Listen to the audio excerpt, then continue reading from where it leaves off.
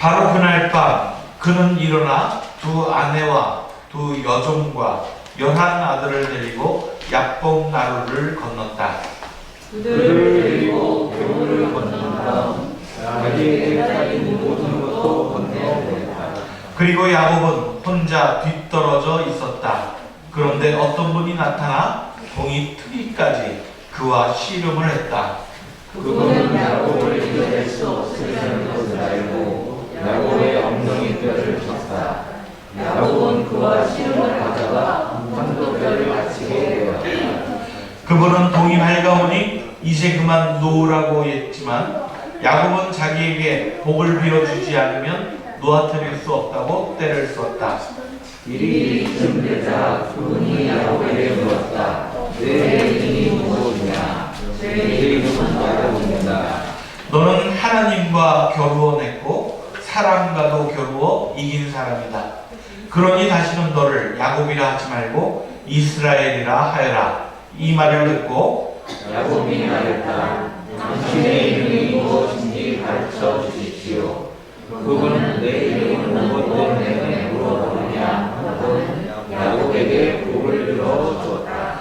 야곱은 내가 여기서 하나님을 대면하고도 목숨을 건졌구나 하면서 그곳 이름을 브니엘이라 불렀다. 그가 당신의 자기를 되돌리며 그를 떠날 때 해가 떠올랐다. 아멘. 예, 말씀 가운데 은혜 되시기를 바랍니다. 찬양 놀이분들이 이렇게 앞에 나서서 찬양을 해주시니까 참 감개무량합니다. 지난 2달 동안, 2달 좀 넘겠죠? 2달 넘게 영상으로 이렇게 이런저런 방식으로 찬양을 우리가 함께 나누기도 했지만 그래도 역시 라이브로 들으니까 훨씬 은혜스러운 건 어쩔 수가 없죠. 예, 감사한 일입니다. 오늘 우리는 이렇게 함께 다시 모여 예배드리는 첫 말씀으로 저는 오늘 야곱의 이야기를 들려드리려고 이제 본문을 잡았습니다. 교회 여러분 혹시 성서에 특히 구약 성서에는 믿음의 선조들 우리 신앙의 선배들의 이야기가 아주 드라마틱하게 쫙 펼쳐져 있어요. 그런데 그 많은 인물들 가운데 여러분들은 어떤 인물을 좋아하시나요? 또는 그 인물들이 내가 닮아야 되겠다라고 믿음의 나의 어떤 모델 그런 분으로 삼고 있는 분은 어떤 분일까요?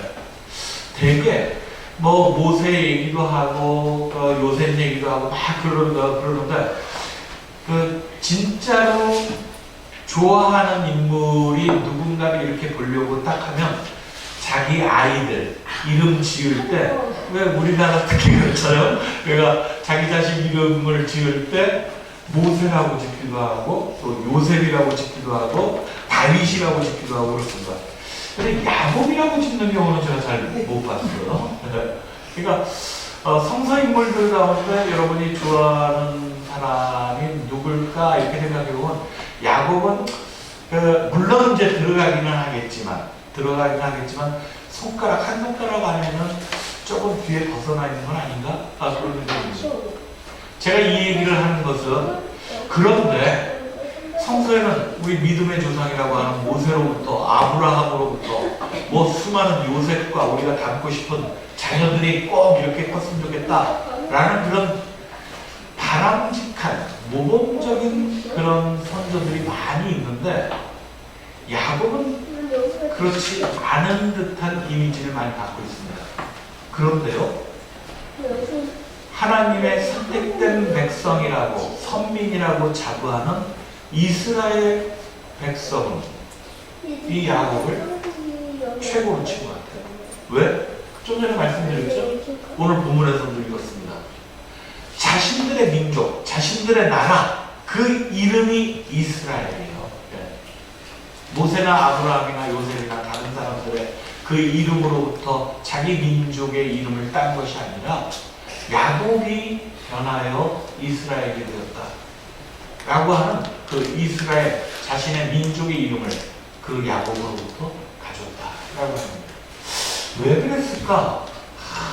파란만장하죠. 뭐 그것은 다른 인물들도 많이 그럴 겁니다. 그런데 야곱의 이 파란만장함은 태어날 때부터 그 예고편이 심상치 않습니다. 야곱이라고 하는 이름의 뜻을 다 아시죠? 네, 어떤 의미죠? 야곱, 발꿈치를 잡다, 이런 뜻을 갖고 있어요. 또 다른 말로 하면 이건 딴죽을 걸다, 뭐 그렇게도 얘기할 수 있겠죠. 발꿈치를 잡다. 발꿈치를 잡았습니다. 왜? 에서하고 쌍둥이니까. 에서와 야곱, 쌍둥이니까. 같은 날, 한 날 한시에 태어났어요. 그랬는데 같이 태어나는데 엄마의 자궁으로부터 탈출하는, 밖으로 나오는 그 순간에 누가 먼저 나갈까? 라고 하는 것을 막 필사적으로 경쟁했다는 거예요. 필사적으로 경쟁하는데 그것이 발꿈치를 잡는 찰나의 순간, 그 순간을 놓쳐서 에서는 장남이 되었고 야곱은 차남이 되었어요. 야, 그게 무슨 그렇게 큰 결정적인 문제일까? 생각해 보셔요. 나중에 야곱은 에서의 장자권을 취득하기 위해서 속임수를 씁니다. 야곱의 이름 가운데 발꿈치를 잡다라는 뜻도 있지만 속이는 자라고 하는 의미도 담겨 있습니다. 네. 형을 속여서 장자권을 취득하죠.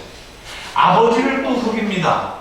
아버지가 눈이 어둡고 이제 완전히 노안에 이렇게 있는 그것을 빌미 삼아서, 그래서 장자인 것처럼 에서인 것처럼 속여서 모든 축복을 받아갑니다. 여기에 문제가 있어요. 발꿈치를 잡고 막 태어날 만큼 그 짧은 순간에 세상에 나온 차이밖에 없는데, 그런데 모든 축복, 모든 세상의 기득권은 장남이 가지고 있어요. 차남에게 주어지지 않는 겁니다. 요즘 말로 하면 승자 독식의 세계라고 하는 거예요. 당시만 그랬던가? 라고 생각해서 다시 오늘을 되돌아보면 오늘도 사실은 별 차이가 없지 않겠어요? 몇 점의 차이로 대학의 문턱에서 탈락과 이게 합격이 결정되어지기도 하고, 순간 자신의 판단에 따라서 그 선택에 따라서 그래서 성공하기도 하고 아니면 인생의 낙오자가 되기도 합니다. 세상은 점점 중간지대가 사라지고 이긴 자가 진 자의 모든 것들을 다 앗아가는 승자독식의 정말 야수와 같은 그런 시대가 우리가 살고 있는 시대에 아닌가 싶습니다. 그러니까 야곱도 그러했습니다. 바로 그런 시대를 살았어요. 자, 여러분, 태어날 때부터 은수저도 아닙니다. 그저 금수저와 흑수저 딱 두 개로만 나눠집니다. 그러니 그 찰나의 순간 때문에, 마지막 힘을 한번 내지 못한 것 때문에, 그래서 차남으로 태어났다는 것 때문에 세상으로부터 아무것도 건질 수 없는 인생이 시작되었으니, 야곱이 이 얼마나 모진 인생이에요. 그냥 운명을 받아들여요? 그러지 않습니다. 운명은 자신이 개척하는 거다. 야곱은 그렇게 생각했어요.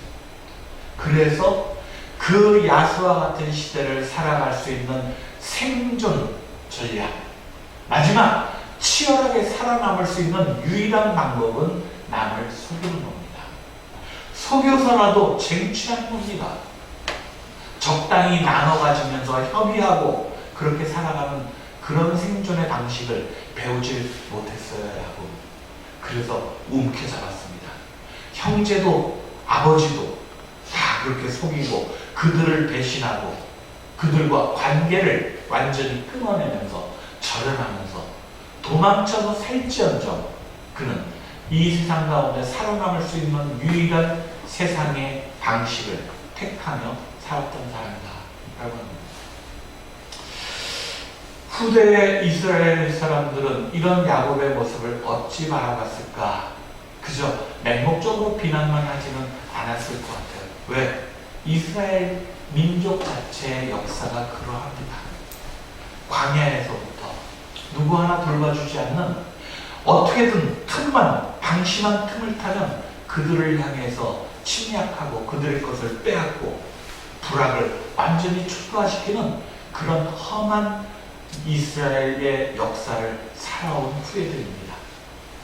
그러니 이 이스라엘의 후예들이 야곱의 삶에 연민의 정을 느끼는 건 당연하죠. 아니, 연민을 넘어서 그들의 역사와 야곱의 인생이 하나로 겹쳐지는 같은 아픔을 느끼는 그런 민족이었다라고 하는 거예요.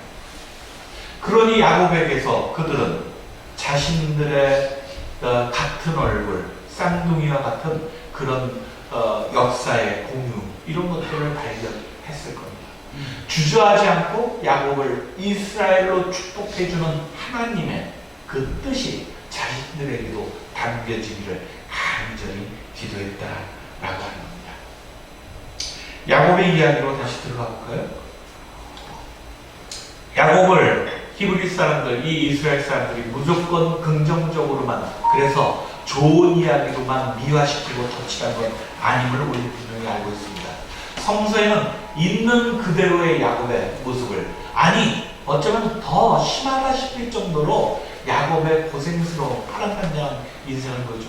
다 아시죠? 좀 아까 말씀드린 것처럼 아버지와 형으로부터 그렇게 배신의 대가로 그는 도망칠 수밖에 없었습니다.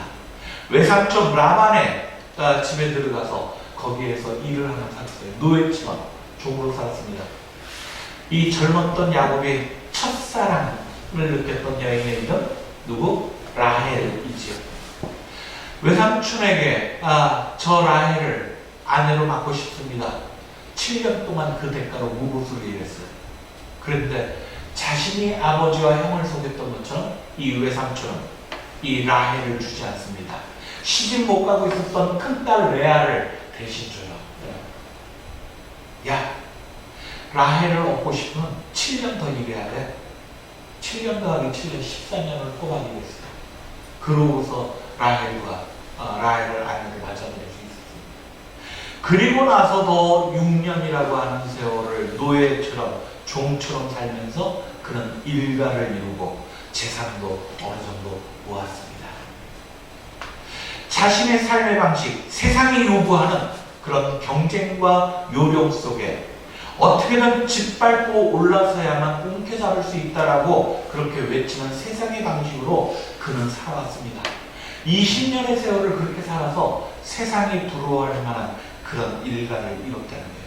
재산도 이뤘고 그리고 가족들도 많은 이들을 그렇게 했습니다. 오늘 보니까 그래서 두 아내와 두 여종과 11아들을 데리고 그리고 야복나루를 건넜다라고 그렇게 얘기하고 있습니다. 세상의 것을 다 움켜잡았으니 이제 생각나는 게 고향입니다. 자신이 평생 떨쳐버리고 싶은 아버지와 아들과의 형과의 그런 원한의 관계, 이것도 청산하고 싶습니다. 마음에 내내 이것이 짓누르는 짐이 되어서 그래서 세상의 것을 다 움켜잡았지만 그래도 여전히 행복하지 않았기에 그는 두려움에도 불구하고 고향으로 팔레스틴으로 돌아가고 있었다는 거예요.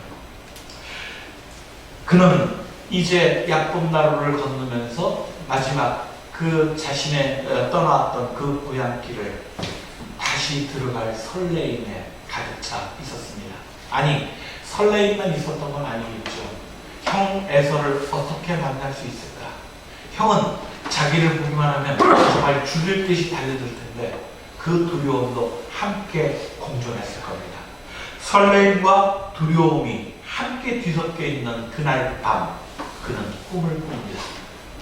꿈인지 생시인지 모르는 가운데 그는 어떤 사람, 이 개혁성경에는 하나님의 사자라고 부르는데 그 어떤 이와 함께 밤새 씨름을 했다라고 얘기가 되어져 있어요. 이 씨름을 하는 것은 어쩌면 그의 영혼 스스로가 갖고 있었던 자신의 존재와 씨름하는 거였는지도 모릅니다. 자신의 두려움을 붙잡고 그것을 떨쳐내기 위해서 애를 쓰는 그런 자신의 상상이었는지도 모릅니다. 오늘 이 씨름하는 장면이 이 구절에는 아주 자세하게 나와져 있습니다. 야곱은 혼자 뒤떨어져 있었다. 그런데 어떤 분이 나타나 동이 트기까지 그와 씨름을 했다. 26절입니다. 그분은 야곱을 이겨낼 수 없으리라는 것을 알고 야곱의 엉덩이 뼈를 쳤다.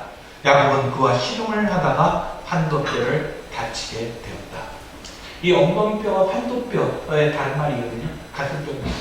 환도뼈가 그러니까 어딘지 아시겠죠? 이 엉덩이 쪽에 있는 뼈입니다.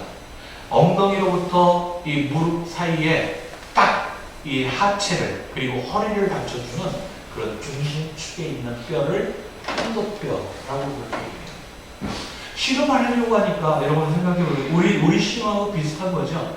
서로 허리춤을 붙잡고서 막 이렇게 서로 넘어뜨리려고 하는데 이 하나님의 천사가 이길 수 없으리라는 것을 알고 엉덩이뼈를 내리쳐서 부러지게 만들었다는 거예요.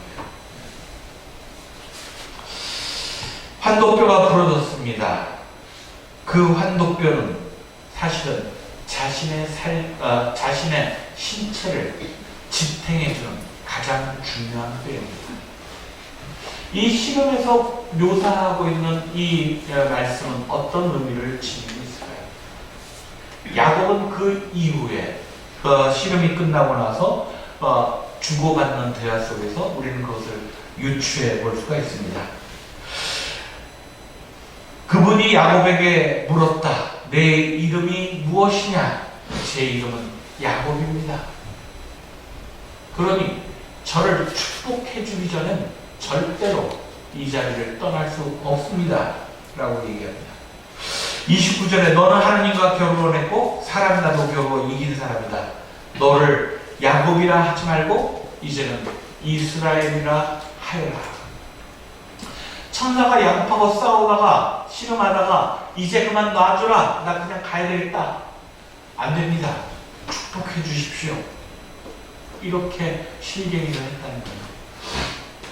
야곱은 어쩌면 자신의 신체를 지탱해주는 가장 중요한 축, 환도뼈가 부러졌다고 하는 것은 자신이 이뤘었던 모든 이 세상의 방식과 세상의 많은 것들, 움켜잡았다 생각하는 물질과 가족과 자기의 모든 기득권들, 이것이 환도뼈가 다치는 것처럼 모든 것이 다 무너져 내렸다라고 하는 것을 알 수 있습니다.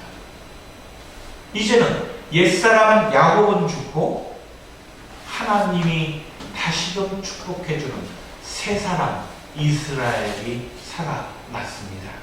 자기의 가능성이 아니라 하나님의 가능성을 붙잡고 사는 그런 새로운 존재로 거듭났다라고 하는 겁니다.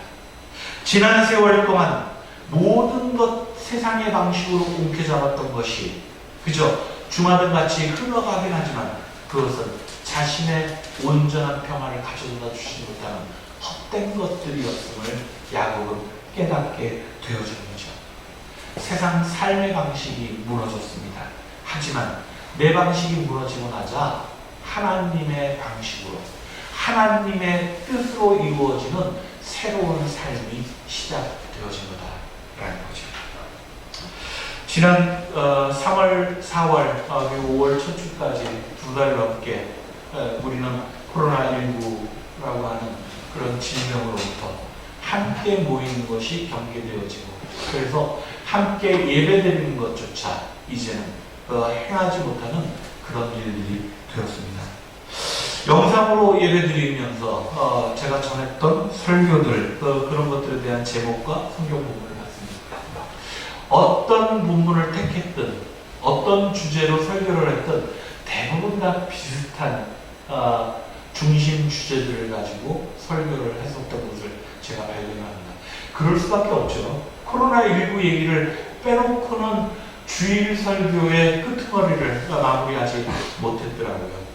대부분 다 우리들이 겪고 있는 이 험한 시절에 가장 걸림돌이 되어지고 있는 것, 이것을 우리가 어떻게 받아들일 것이냐, 이런 이야기가 줄을 이뤘습니다. 오늘 찬송가에서 불렀듯이 우리가 겪고 있는 시련은 은을 풀무질해서 더욱 단련시켜 하나님의 것으로 사용하고자 하는 그런 귀한 일처럼 우리가 이 시련의 시기들을 잘 겪어내면서 보다 새로운 존재로 거듭날 수 있는 새로운 세상을 꿈꾸는 그런 사람들이 되어야 된다. 대부분 다 이런 소리를 했어요. 오늘도 마찬가지입니다. 우리는 야곱을 통해 통해서 알 수 있습니다. 이스라엘 민족이 야곱을 통해서 깨닫고자 지키고자 했던 가치가 무엇인지를 우리는 정확히 알아야 합니다. 이스라엘 사람들은 자신들의 방식으로 광야를 버텨내고 새로운 나라를 세우고 그 속에서 임금을 세우고 자신의 또 세상의 방식들을, 질서를, 법을 세워왔지만 그 모든 것들에 우선되어져야 되는 것, 전제되어져야 되는 것, 그것은 승자 독식의 세계가 아니라 인간이 인간을 짓누르는, 또는 인간이 세상 위에 군림하는 그런 것이 아닌 하나님의 방식으로, 하나님의 순종하며 하나님의 그 뜻을 따라서 살아가는 그런 새로운 방식으로 세상을 살아야 된다. 이것을 이스라엘 민족은 잊지 말자 얘기했다는 겁니다. 한국 천주교 주교단에서 기후위기 성명을 발표했습니다. 웬 기후위기? 그럴 수 있지만 이 기후위기 성명을 이번에 다시 발표를 한 이유도 여기 있습니다. 제가 그 중간 부분들을 읽어드립니다. 기후위기, 지금 당장 나서야 합니다. 그동안 우리 인류는 이 세상의 주인 행세를 하며 무책임하게 모든 피조물을 남용하고 혹사하고 약탈하였습니다. 그 결과 우리 공동의 집인 지구 생태계는 이미 심각한 오염과 질병과 기후위기에 봉착하여 울부짖고 있습니다. 지구는 우리가 만들어낸 우리의 소유물이 아닙니다. 우리는 다른 피조물들과 더불어 살아가며 그들을 지키고 보호할 소임을 받은 관리인입니다. 우리도 지구 생태계 안에서 함께 공존하는 가족 구성원들 가운데 하나에 지나지 않습니다. 그러므로 우리는 먼저 탐욕과 오만으로 하나님과 자연을 거슬러 저지른 죄를 뉘우치고 속지 않은 생태적 회개로 나아가야 합니다. 무절제하게 개발하고 생산하고 소비하고 버리는 생활 양식을 이제는 바꾸어야 합니다. 이미 너무 늦은 감이 없지 않습니다. 그러나 아직 완전히 늦지는 않았습니다. 지금 당장 우리가 할 수 있는 일들을 시작해야 합니다. 우리가 다 아는 것처럼 코로나19 이 질병의 시대, 이것은 그저 갑자기 생겨진 것이 아니라 이미 예견되어지고 우리 사람들의 탐욕이 이 지구 생태계를 엉망으로 만들어낼 때 앞으로도 지속적으로 나타날 그런 사건들이다. 이것을 누구나가 다 알고 있는 거잖아요. 알고 있음에도 불구하고 우리들이 시스템을 바꾸지 않는다면, 세상의 법을 바꾸지 않는다면, 우리들 스스로가 새로운 존재로 거듭나는 실천을 지금 당장 하지 않는다면, 그런다면 우리는 이보다 더 큰 시련의 시대를 살아갈 수밖에 없을 겁니다. 이태원 클럽 확진자 소식으로 이게 하루 만에 분위기가 다시 바뀌었습니다. 오늘 아마 그런 많이 오지 않을까? 오늘 이은명 씨가 식사 당번인데 제가 밥을 좀 적게 하라고 해도 아유 정말 2달 넘게 만에 만나는 건데 그래도 다들 오려고 그러지 않을까? 그러면서 그 믿음을 가지고 밥을 많이 먹었어요. 그런데 하루 만에 이 확진자 소식에 사실은 여러분들이 또 걱정스러워서 그래서 나오지 못한 분도 계시지 않을까 싶습니다. 시스템은 조금씩 바뀌는 것 같지요? 경각심은 같이 사회적으로, 집단적으로 일어나는 것 같지요? 그런데 우리 존재가 바뀌지 않으면 우리는 이런 시스템과 이런 모든 질서들, 이런 것이 아무리 밖으로부터 바뀐다 하더라도 우리의 내적 존재가 바뀌지 않으면 우리는 이것을 감당해낼 수 없게 되어집니다. 오늘 32절까지 읽었습니다만 성경으로 보신 분들은 이 32장의 마지막 구절은 한 절이 더 있어요. 제가 그건 굳이 넣지 않았는데 마지막 구절 33절 제가 읽어드립니다. 이스라엘 사람이 오늘까지 환도뼈 힘줄을 먹지 않는 것은 야곱이 환도뼈를 얻어맞아 그 힘줄이 상했기 때문이다. 하나님의 천사에게, 하나님에게 환도뼈를 얻어맞은 것, 그것은 우리들의 인간들의 탐욕스러운 그런 생활 방식, 생존 방식을 하나님께서 내리치셨다는 얘기입니다.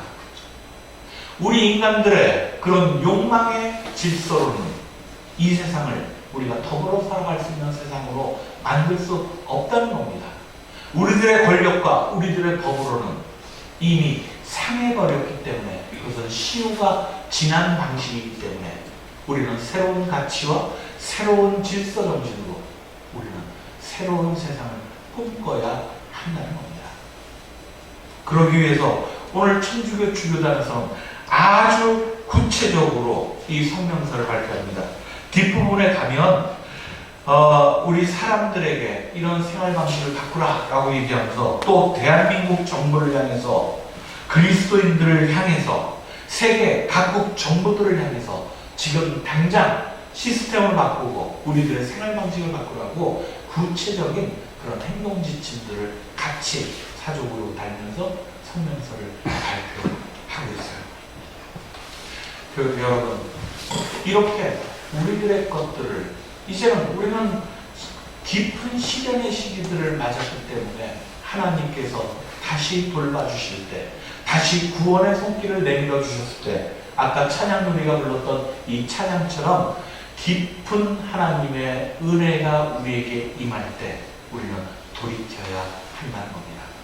오늘 뒷부분에 있는 구절입니다. 그가 아픈 다리를, 이제 한도뼈가 깨져서, 그렇지만 그 육체는 망가졌지만 새로운 존재, 야곱이 아니라 이스라엘로 거듭나서 그의 분이엘을 지날 때 아침 햇살이 다시 그를 비추었다라고 보면 얘기하고 있습니다.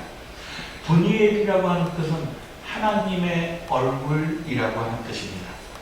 지난밤에 야곱은 소중한 것을 잃었습니다. 하지만 그것과 더 비교할 수 없는 정말 소중한 것을 얻은 시간이었습니다. 그것이 바로 하나님의 얼굴이죠. 하나님은 어떤 분입니까?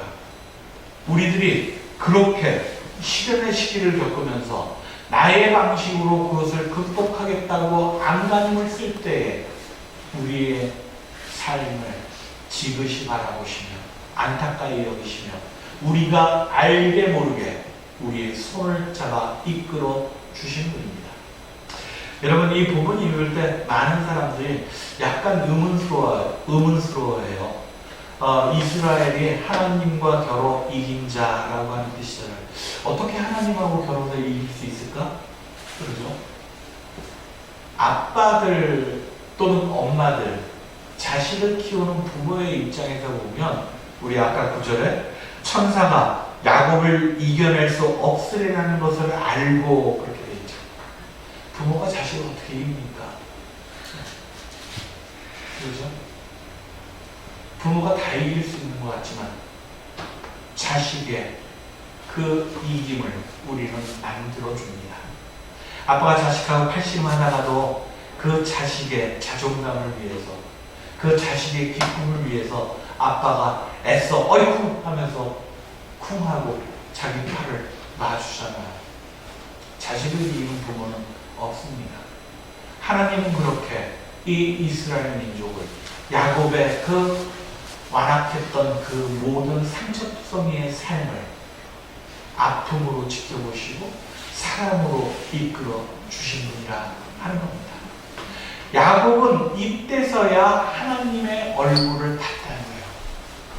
그 이전까지는 자신의 욕망으로 가득 찬 삶만 뒤돌아봤는데, 그래서 하나님의 발자국을, 하나님의 등을 바라보지 못했는데, 이때서야 분이엘을 지나면서 하나님의 얼굴을 발견했다는 겁니다. 그것을 얻었습니다. 우리 민족이 이 하나님의 얼굴을 볼 수 있기를 간절히 바랍니다. 이 시련의 시기를 건너면서 하나님의 인도하셨던 그 인자하신 얼굴을, 하나님이 우리가 다시 살아갈 수 있는 힘을 가지고 파이팅 할 때 우리들의 기쁨이 하나님의 얼굴에 미소를 띄우게 하는 것임을 잊지 않는 우리들 되기를 간절히 바랍니다. 봄의 끝자락에 우리는 다시 모였습니다. 우리들의 만남이 하나님의 얼굴을 대하듯 기쁜 일이기를 간절히 바랍니다. 나의 욕망이 그친 자리에서 이제 하나님의 희망이 싹 틀 수 있기를 간절히 바랍니다. 그래서 그 길을 걸어가는 지금 당장 우리들의 작은 실천들이 하나님 나라의 아름다운 꽃들을 피워내는 희망이기를 바라면서 이 말씀을 나누었습니다. 함께 이 말씀 기억하시면서 침묵으로 기도드리겠습니다.